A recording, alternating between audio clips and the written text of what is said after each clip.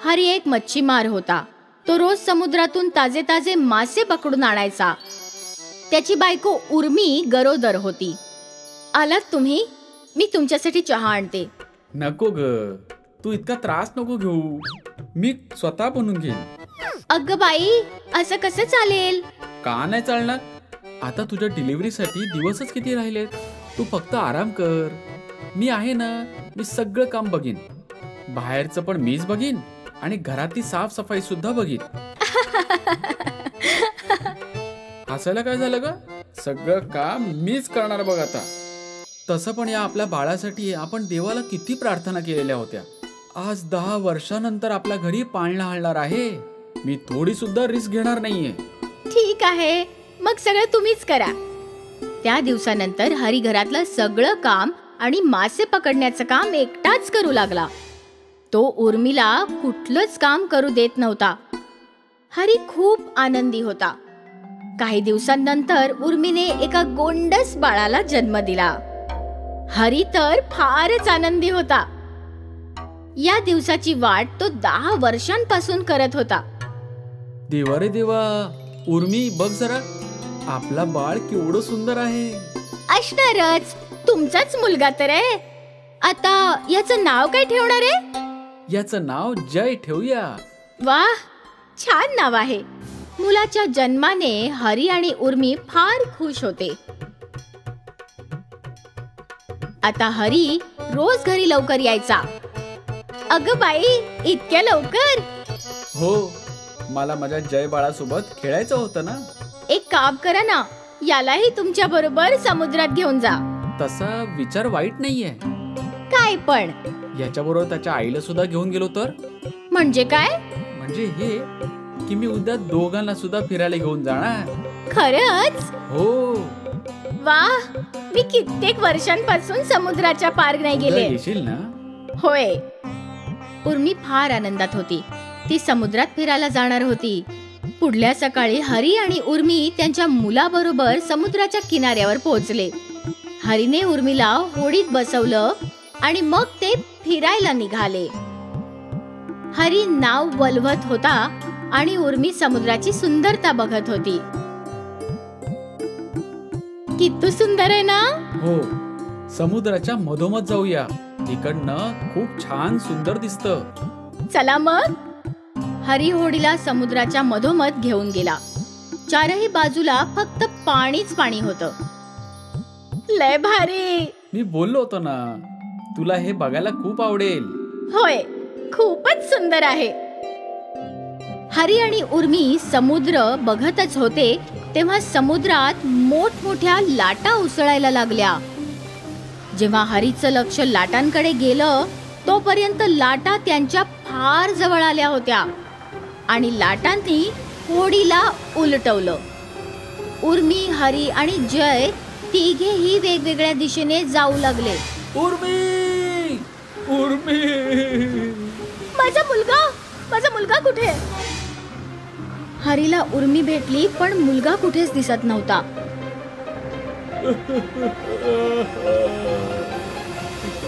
उर्मी.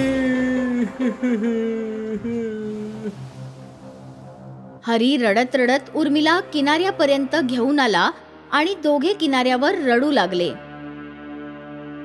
माझा जय, माझा जय.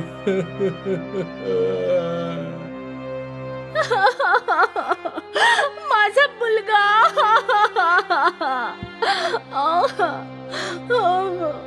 10 वर्षांनंतर हरी आणि उर्मीला मुलगा झाला. तोही देवाने त्यांच्याकडून हिरावला.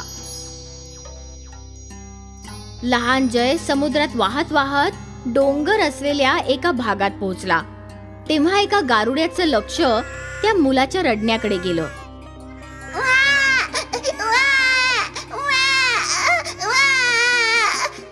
हे बाळ इथे कसं काय आलं? अरे बापरे. गारुड्याने पटकन पाण्यातून मुलाला उचललं. त्याचे आई वडील कोण असतील? कदाचित ते दोघे सुद्धा बुडून मेले तर नसतील. अरे रे, असंच झालं असेल, कारण आजूबाजूला कोणीच दिसत नाहीये. बहुतेक समुद्राने त्यांना गिळंतपूड केलंय. आता विचार, या बाळाचं काय होणार? कदाचित ही जबाबदारी देवाने माझ्यावर सोडलेली आहे. आजपासून मीच याचा परिवार आहे. नथू गारुडी मुलाला स्वतःबरोबर घेऊन गेला. त्याने मुलाची व्यवस्थित काळजी घ्यायला सुरुवात केली. आता नथूच त्या मुलाचं सगळं काही होता. अरे रे रे रे रे, बाळाला भूक लागली आहे का? हे बघ, बाबांनी तुझ्यासाठी दूध आणलेलं आहे. नथू एकटा राहत होता आणि आता त्याला जगण्यासाठी एक साथीदार मिळाला होता. हा छोटा मुलगा लहानपणापासून सापाबरोबर खेळायचा. नाही बाळा, असं नाही. सापाला असं पकडायचं नसतं, ते तुम्हाला डंक मारतील. नथू लहानपणापासूनच सापांना पकडायला शिकवू लागला. जेव्हा मुन्ना मोठा झाला तेव्हा तो मोठमोठे विषारी साप पकडू लागला. हे बघा बाबा, मी कोब्रा पकडला आहे.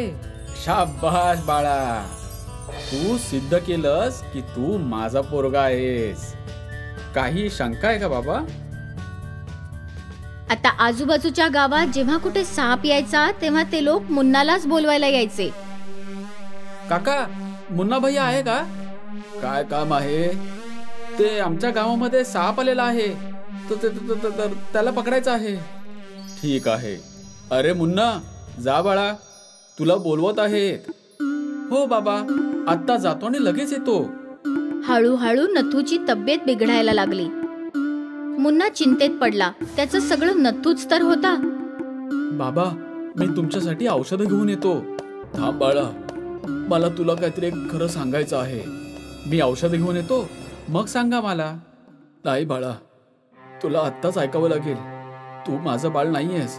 आजपासून 20 वर्षांपूर्वी मी डोंगराजवळ बसलो होतो, जेव्हा तुझ्या रडण्याचा आवाज ऐकू आला.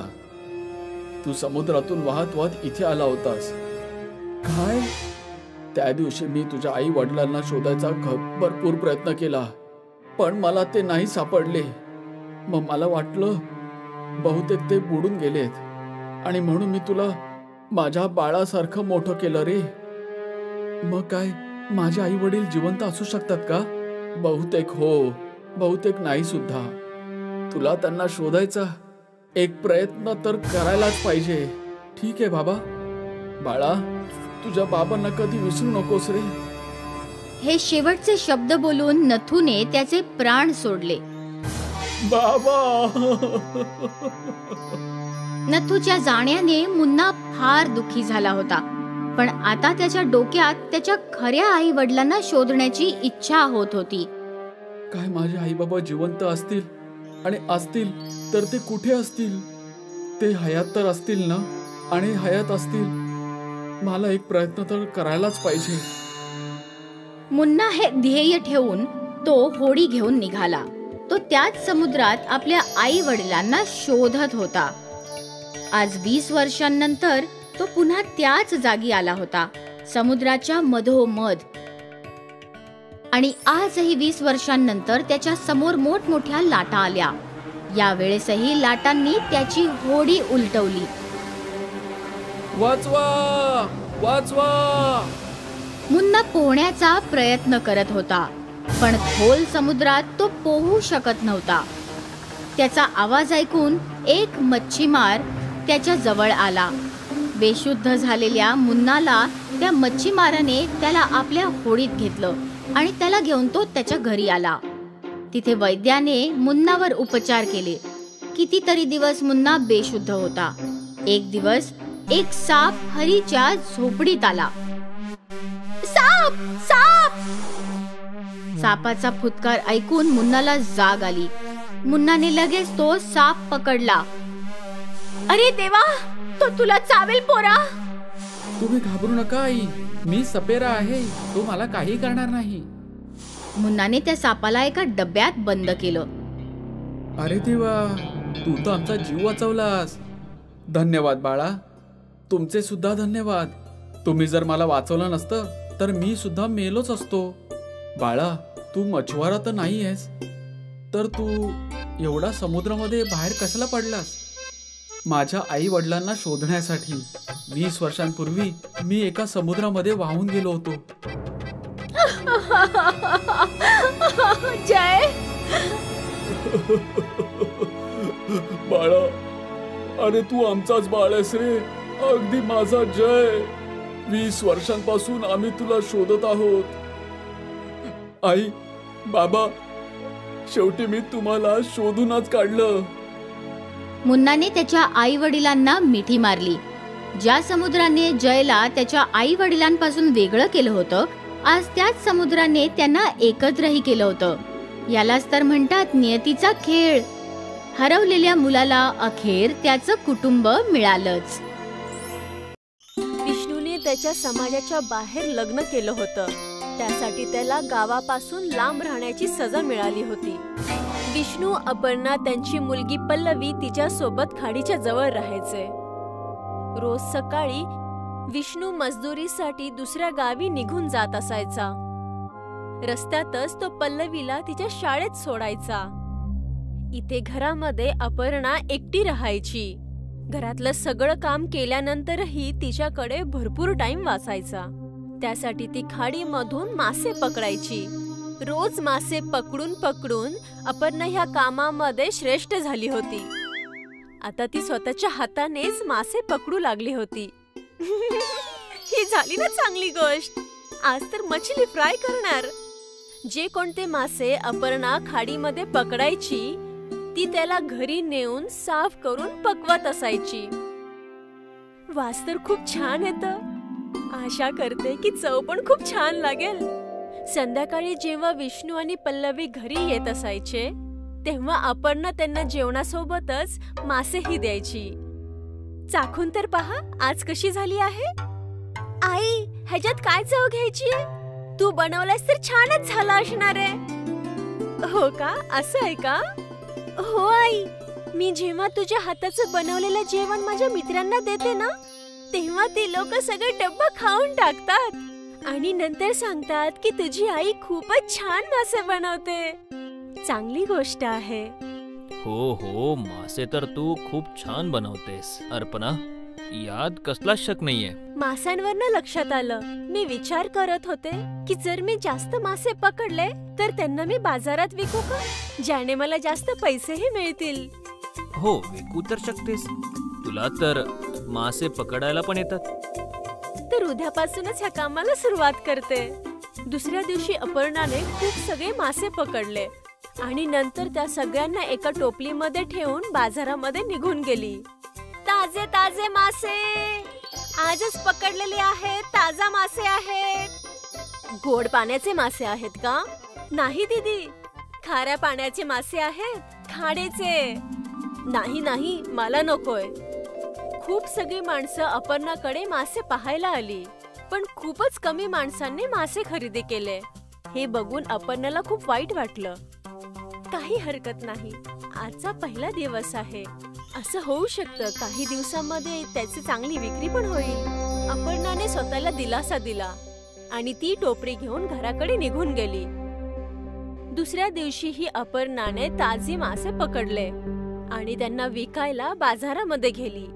मासे घ्या, ताजे ताजे मासे. आजही तसंच घडलं. मासे विकलेच जात नसायचे. असं खूप दिवसापर्यंत होत राहिलं आणि नंतर अपर्णा खूप जास्त निराश झाली. ती माशांची भरलेली टोकरी घेऊन घरी पोहोचली. उदास होऊन तिने जेवण बनवलं.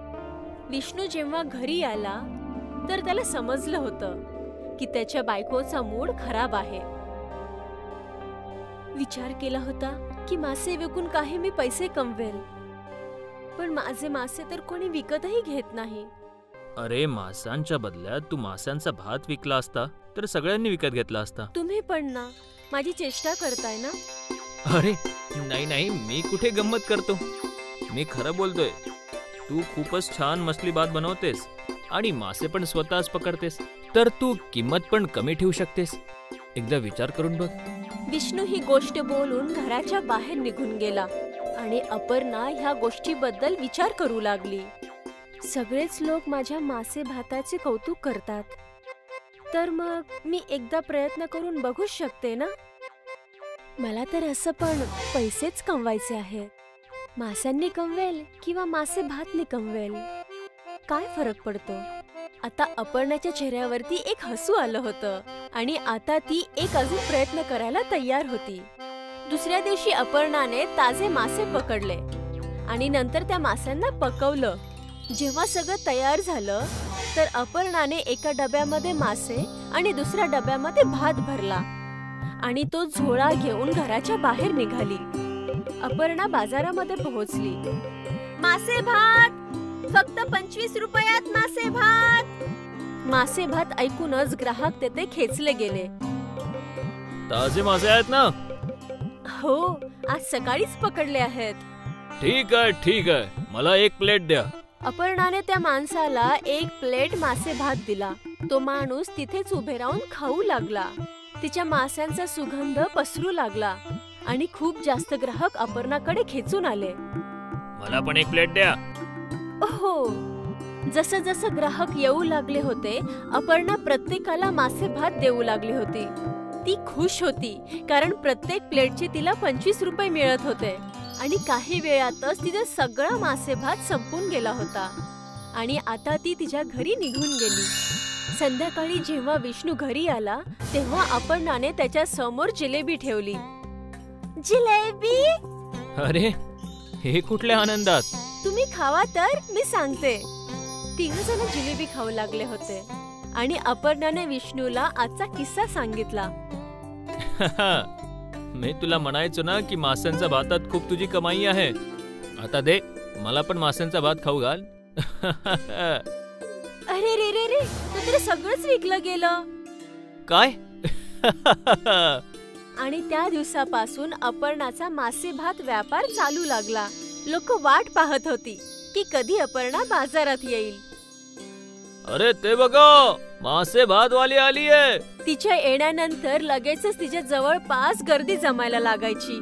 तिच्या कमवलेल्या पैशांनी अपर्णाने तिच्या घराला चांगलं बनवलं. विष्णू पण अपर्णाला मदत करू लागला होता मासे भात विकण्यासाठी. विष्णूने मजदुरी करणं सोडून दिलं. नवरा बायको मिळून मासे भात विकू लागले होते. बाजारात त्यांचं दुकानही चालू झालं होतं आणि त्यांचा मासे भात बिझनेस चालूही झाला होता. थोड्याच दिवसांमध्ये पूर्ण गावामध्ये अपर्णा मासे भात साठी प्रसिद्ध झाली होती.